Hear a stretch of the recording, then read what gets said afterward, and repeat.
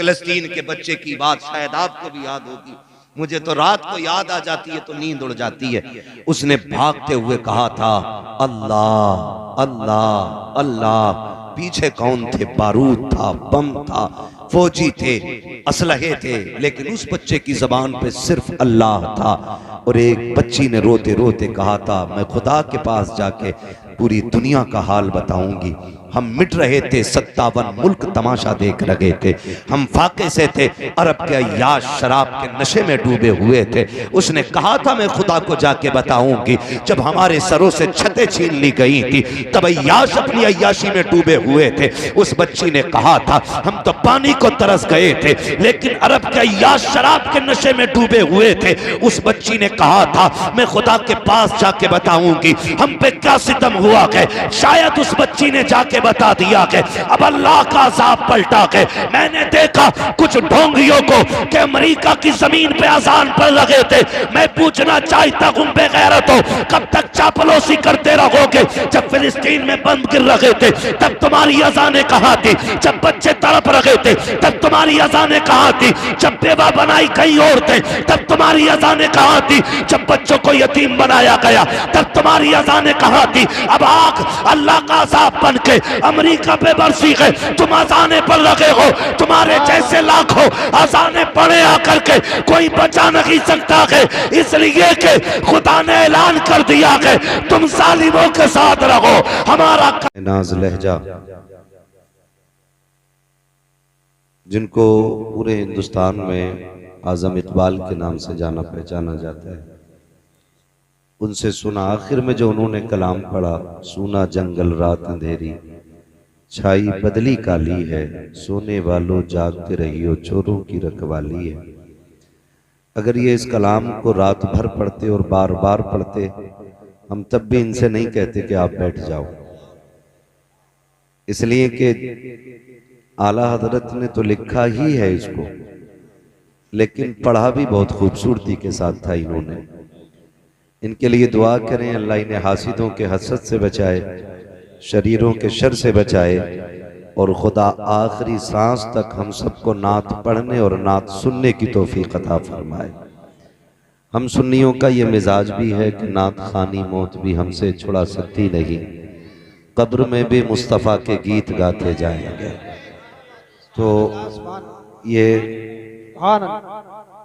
हमारी ग़िज़ा है हुजूर की नात। बहुत अच्छा पढ़ा और पढ़ते भी हैं माशाल्लाह।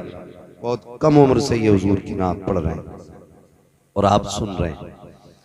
मैं देख रहा था कि बच्चे भी कभी कभी साथ में पढ़ने लग जाते थे, तो मैं कभी कभी सोचता था काश सारे ही बच्चों के माँ बाप इतने अच्छे हो जाते कि टिंकल टिंकल लिटिल स्टार की जगह उन्होंने बच्चों को सबसे पहले हुजूर की नात सिखाई होती। ये बड़ा जरूरी काम था।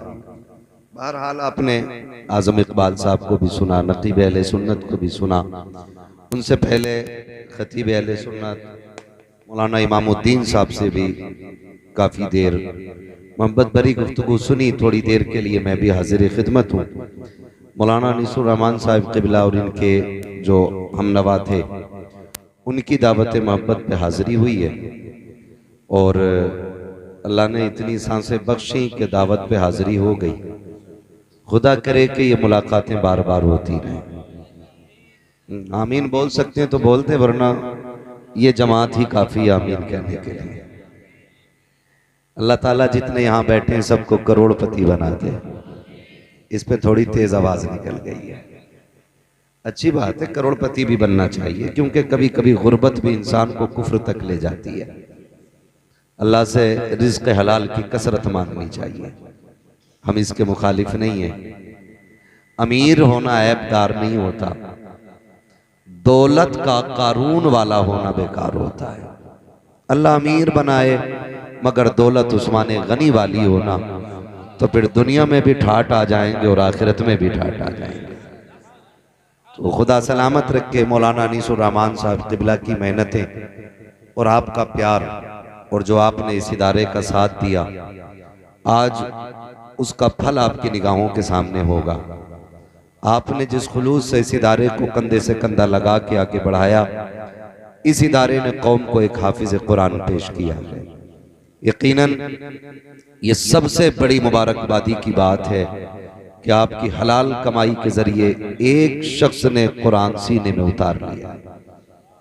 ये बड़ी बात है, बड़ी बात है। और दुआ है अल्लाह करीम इस इदारे के जरिए हर घर में कुरान के कारी पैदा फरमाए, दीन के दाई पैदा फरमाए। खुदा करे कि हर नस्ल में कुरान का एक पौधा नजर आए। ये बड़ी ज़रूरी चीज़ है, हमारे हर घर के अंदर कुरान होना चाहिए। आप कहेंगे मौलाना जब से होश संभाला है तब से कुरान रखा है, लेकिन अगर मैं रुक के आपसे पूछूं कि एक घर में कितने मर्द हैं, तो कोई कहेगा हमारे घर में 4 मर्द हैं, कोई कहेगा 5 हैं। मोबाइल कितने हैं, तो 5 लोगों पे 7 मोबाइल तो हैं, लेकिन 5 पे 4 मोबाइल नहीं है। एक एक तो लगभग सबके पास है, मगर हैरत होती है कि घर में बंदे 5 हैं, कुरान 1 है। 5 मोबाइल हैं, 1 मोबाइल फ्री नहीं रहता।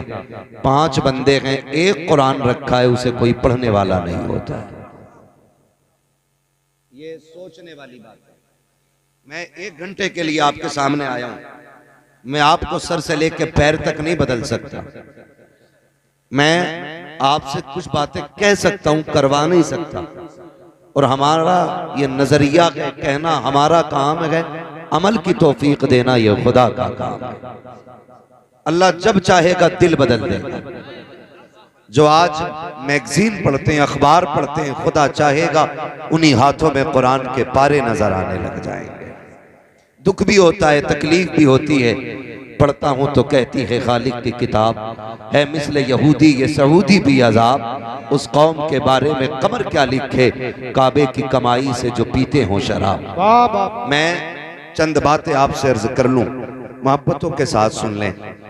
अगर मेरी बात किसी को कड़वी लग जाए तो माफ कर देना।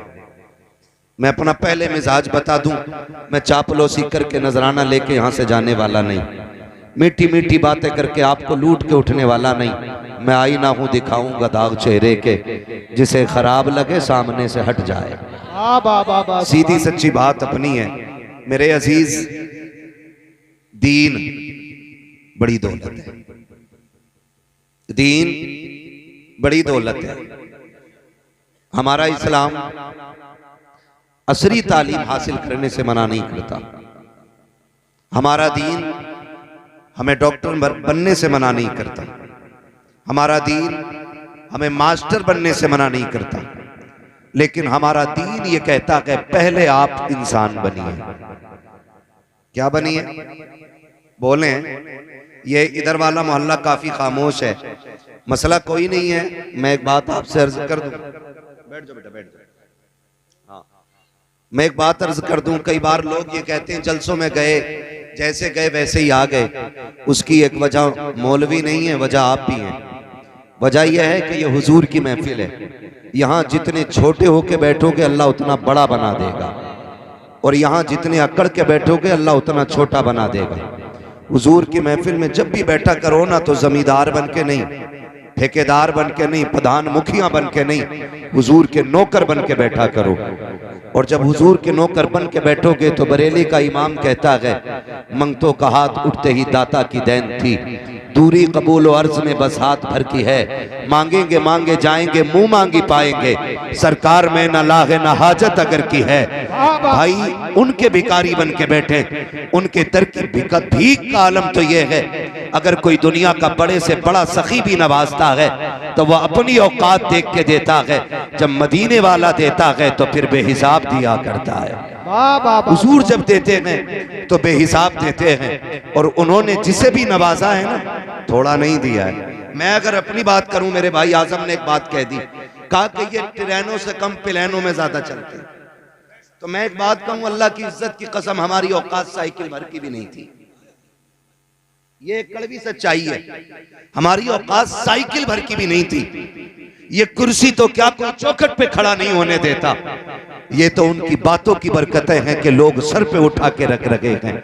बताओ, जिसकी बातें करने लग जाओ इतनी इज्जतें मिलती हैं, जिसकी नौकरी करने लग जाओ तो फिर इतनी इज्जतें कितनी अल्लाह अता फरमाते हैं। सुभान अल्लाह। ये सोचने वाली बातें हैं। हमारा कुछ भी नहीं, कुछ भी नहीं, और ये सब उनकी बातों की बरकतें, उनके जिक्र की बरकतें। आज हम दौड़ रहे हैं ना, बातें कर रहे हैं। उसने मोबाइल बना दिया, उसने टीवी बना दी, उसने एलईडी बना दी, उसने एलसीडी बना दी, उसने ड्रोन बना दिया, उसने फिरौन बना दिया। हम ये कहते हैं ये कोई बड़ा कारनामा नहीं, सबसे बड़ा कारनामा मेरे नबी की तालीम है, जिसने मिट्टी के पुतले को मुकम्मल इंसान बना दिया है। सुभान अल्लाह। नारे तकबीर, नारे रिसालत, जश्न दस्तार बंदी जिंदाबाद जिंदाबाद। ये वक्त कम है, बहुत ज्यादा हो गया, ठंडी रातें, इतनी देर बैठ गए, ये इनकी मोहब्बतों का शुक्रिया है, वरना इतनी रात तक तो कोई एक तसला बिरयानी के लिए भी नहीं बैठता। हाँ, एक तसला बिरयानी की बारी आए तो कोई नहीं बैठेगा। हुजूर की मोहब्बतें हैं जो इतनी रात तक बैठे हुए हैं, और उठ के भी कैसे जाएं। उनकी महफिल में बैठे हैं, जिनका अपना खुद का मामला ये है, महबूब की महफिल को महबूब सजाते हैं, आते हैं वही जिनको सरकार बुलाते हैं। यहाँ कोई आका बन के तो नहीं बैठा ना, नौकर बन के बैठे ना, सारे नौकर बन के बैठे। मैंने कहा बड़ा कारनामा मेरे हुजूर का है, जिन्होंने एक मिट्टी के पुतले को मुकम्मल इंसान बना दिया है, मुकम्मल इंसान बना दिया है। लोग कहते हैं हाफिजों के पास क्या है, मौलानाओं के पास क्या है, हमारा बेटा हाफिज जी बनेगा तो क्या मिल जाएगा। मैं कहता हूं सुनो, जिन्होंने इंग्लिश में बोला, इंग्लिश में रोए, इंग्लिश में पेशाब किया, इंग्लिश में नहाए, आज वो दुनिया पे आग बरसाते हैं। लेकिन जिन्होंने कुरान पढ़ा, कुरान सुना, कुरान सीखा, वो दुनिया में आग नहीं, खुदा की रहमत बन के वो दुनिया में ठंडक फैलाने का काम करते हैं। सुभान अल्लाह। ठंडक फैलाने का काम करते हैं। बताओ तो सही, टेक्नोलॉजी जिनकी मुट्ठी में है, उन्होंने कितने सितम किए। उन्होंने बारूद बनाया, उन्होंने बम बनाए, उन्होंने इंसानियत को तबाह करने के आलात बनाए। मैं गलत नहीं थे कहता, अगर इनके हालात देखने हैं तो फिलिस्तीन में जाके देखो, कितने घरों को इन्होंने तबाही की दहलीज पे लाके खड़ा किया, कितने बच्चों को इन्होंने यतीम बनाया, कितनी औरतों की मांग से उनका सुहाग छीन करके उन्हें बेवा बना दिया। ये कौन लोग हैं? ये वो हैं जिनके पास टेक्नोलॉजी है, ये वो हैं जिनके पास पावर है, ये वो हैं जिनके पास दुनियावी ताकत है। मगर याद रखिएगा, जिनके हाथों में कुरान है, अगर उमर बन के कुर्सी पे बैठा है तो शेर बकरी को एक जगह खड़ा किया है और ऐलान किया है, जो टेक्नोलॉजी वाले होते हैं वो बर्बादियां फैलाया करते हैं, जो मुस्तफा वाले होते हैं वो आबादियां फैलाया करते हैं। हाँ बाबा, जिंदाबाद जिंदाबाद, बहुत अच्छे हजरत, जिंदाबाद। और एक बात मैं कह दूं, ये बात जहन से निकाल देना कि तुम दुखियारे हो, तुम लावारिस हो, निकाल देना ये बात जहन से। इस बात ने हमें बुज़दिल बना दिया।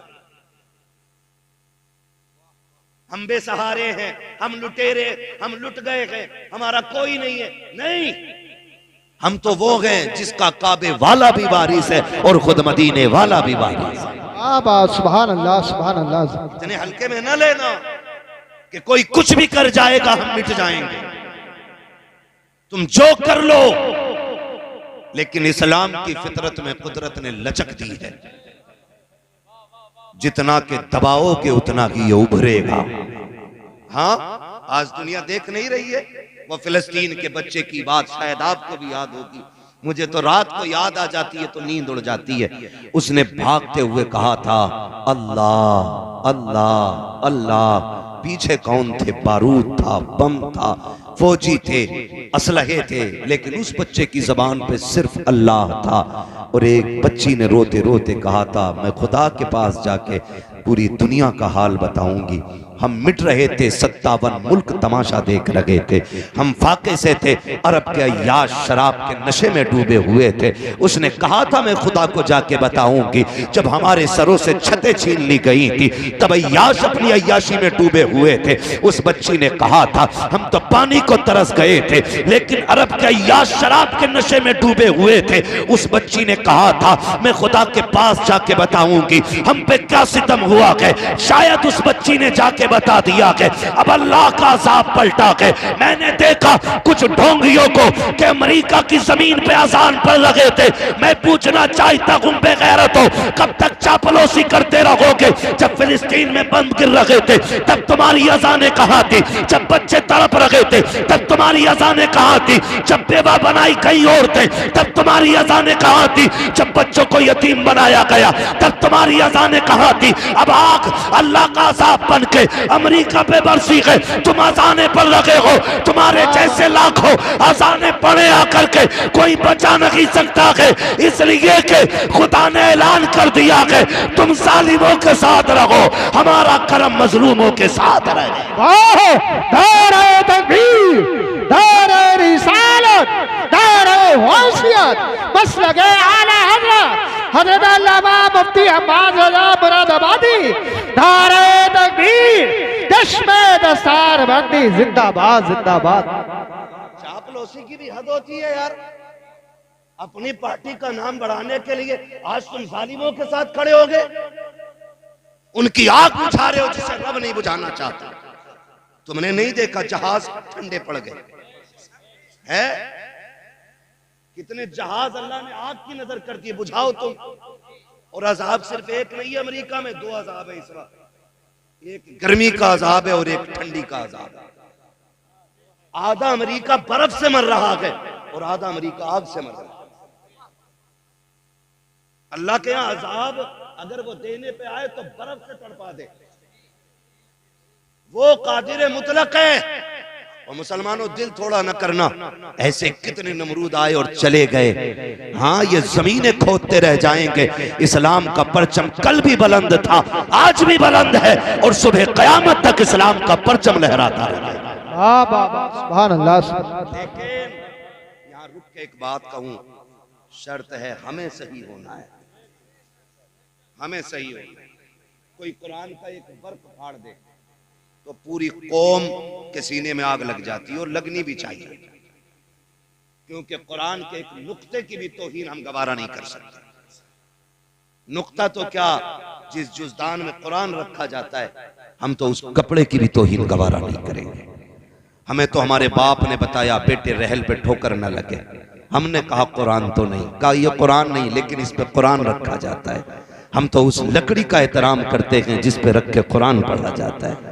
लोग हमारे इश्क का अंदाजा लगाएंगे हमें कुरान से कितना प्यार है, हम कितना प्यार कुरान से करते हैं। लेकिन आपसे थोड़ा सा सवाल है मेरा, हमने कहीं कुरान की तौहीन तो नहीं की? पूछा कभी अपने आप से? है ना, हम हजरत दो चीजों में रह गए, नारों में पूरी कौम लुट गई है। 12वीं आ जाए तो कपड़े निकाल के डांस करके कह रहा सरकार की आमद। भाई ये कौन सा दीन है, ये कौन सा दीन है? नहीं, लगाओ नारे, नारे हमारी जान भी है, लेकिन नारे लगाने से पहले ना जाहिर और बातिन दोनों अच्छे करो, फिर अल्लाह तुम्हारी आवाज से ना नारे की बातिल के कलेजे फाड़ देगा। लेकिन माफ कीजिएगा, कड़वी बात करने लगा हूं, अल्लाह करे ये हजम कर लें हम लोग। हमने कुरान को इतनी इज्जत दी, इतनी इज्जत दी कि ये कुरान वाले लोग बैठे हैं। हमारे घर में बारात आती है, बारात जाती है, कुरान वाले याद नहीं आते। अब्बा मर जाए फौरन मौलाना याद आता है, अम्मा मर जाए फौरन कुरान वाले, तीजा आए भगोना कौन खाए, है ना मदरसे के बच्चे। 40वां आ जाए कौन खाएगा, है ना मदरसे के बच्चे। क्यों तुमने कुरान वालों को इतना हकीर समझ रखा है?